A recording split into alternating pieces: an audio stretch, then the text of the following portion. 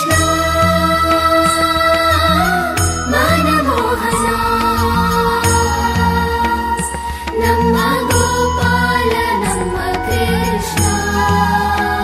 মানুষের শরীরের বিভিন্ন অঙ্গ দ্বারা ভিন্ন ভিন্ন প্রকারের কাজ করা হয়, আর সেই জন্য মানুষ নিজের শরীরের যত্ন করে, তার খেয়াল রাখে, নিজের শরীরকে সুস্থ রাখে, স্বচ্ছ রাখে, বস্ত্র পরিধান করে, আর কোথাও আঘাত লাগলে ক্ষতস্থান ঢেকে ফেলে।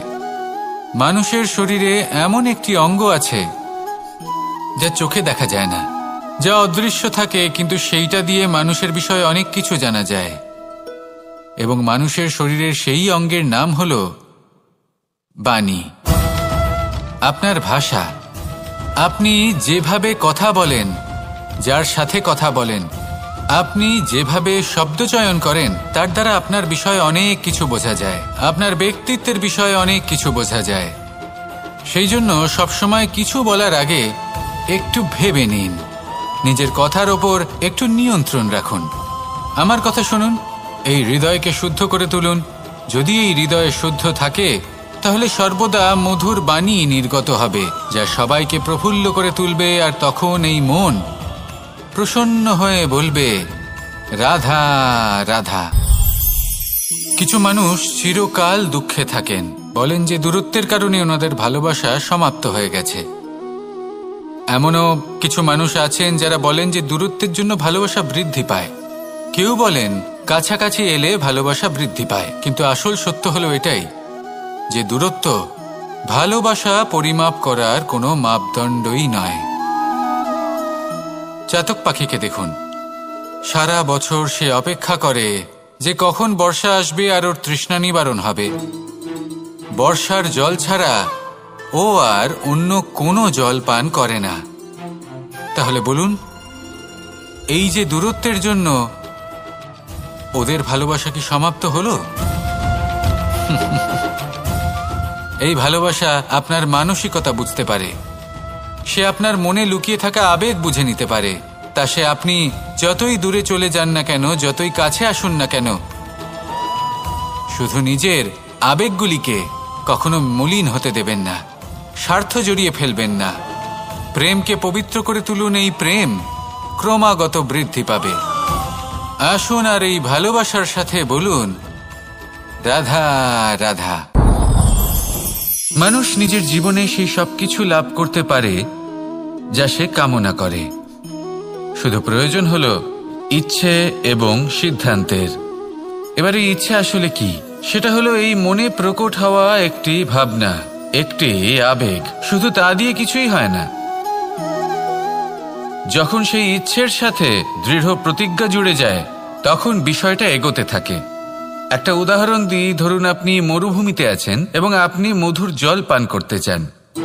এটা হলো শুধুমাত্র আপনার মনের একটি ইচ্ছে। যখন এই ইচ্ছের সাথে সিদ্ধান্ত জুড়ে যায়, তখন আপনি সেই মরুভূমিতে গর্ত খুঁড়তে চেষ্টা করেন। আর যখন এই সিদ্ধান্তের সাথে নিষ্ঠা জড়িত হয়, তখন আপনাকে সেই জল লাভ করার থেকে কেউ বাধা দিতে পারে না। ইতিহাস এটার সাক্ষী, যিনি নিশ্চিত করেছেন তিনি সেই সব কিছু লাভ করেছেন যা তিনি লাভ করতে চেয়েছেন। সেই জন্য ইচ্ছে থাকা খুব দরকার, কিন্তু তাকে সিদ্ধান্তের সাথে জুড়ে নিন, সিদ্ধান্তকে নিশ্চিত করে ফেলুন, সব কিছু লাভ করবেন। আর তখন এই মন প্রসন্ন হয়ে বলবে, রাধা রাধা।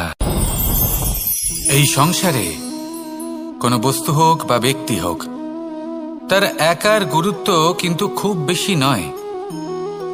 একটা উদাহরণ হিসেবে বৃষ্টির ফোঁটাকে ভেবে দেখুন। যদি একটি বৃষ্টির ফোঁটা হয় তাহলে তার খুব বেশি গুরুত্ব থাকে না, কিন্তু যখন সহস্র বৃষ্টির ফোঁটা মেঘের মধ্যে দিয়ে ঝরে পড়ে, তখন সেটা বর্ষার রূপ ধারণ করে। সেই বর্ষা যা এই প্রকৃতিকে শান্ত করে। সেইভাবেই পাথরের ছোট টুকরো, তার খুব বেশি গুরুত্ব থাকে না, কিন্তু যখন অসংখ্য পাথরের টুকরো একত্রিত হয় তখন তা পর্বতের আকার ধারণ করে। সেইভাবেই কিছু মানুষ যখন একত্রিত হন তখন তৈরি হয় পরিবার, কিছু পরিবার যখন একত্রিত হয় তখন তৈরি হয় সমাজ, যখন অনেক সংখ্যক সমাজ একত্রিত হয় তখন তৈরি হয় রাজ্য। এবার এই রাজ্যের সবথেকে গুরুত্বপূর্ণ ব্যক্তি হতে পারেন রাজা, কিন্তু তাও সেই রাজা একা কিছু করতে পারেন না। যুদ্ধ লড়ার সময় তারও নিজের সৈন্যদলকে প্রয়োজন পড়ে। কিন্তু এই সংসারে এমন একজন ব্যক্তি আছেন যিনি একাই সব কাজ করতে থাকেন, এবং সেই ব্যক্তি হলেন মা। আমাদের জীবনে একজন পিতার ভূমিকা কিন্তু নিঃসন্দেহে অমূল্য, কিন্তু আমাদের সকলের জীবনে যে ভূমিকা একজন মায়ের তা অন্য কারোর থাকে না। একজন মা একাই সন্তানকে বড় করতে পারেন, সংস্কারী করে তুলতে পারেন, তার জন্য পরিশ্রম করেন।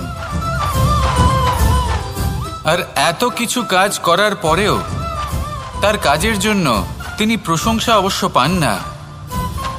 উল্টে যদি সেই সন্তান অনুচিত পথে চালিত হয়, অনুচিত কর্ম করে, তখন সেই মাকেই অপবাদের পাত্র হয়ে উঠতে হয়। আমাদের জীবনে মায়ের যোগদান কতটা সেটা বুঝুন। আপনাকে বড় করে তোলার জন্য উনি কতটা পরিশ্রম করেছেন সেটা বুঝুন।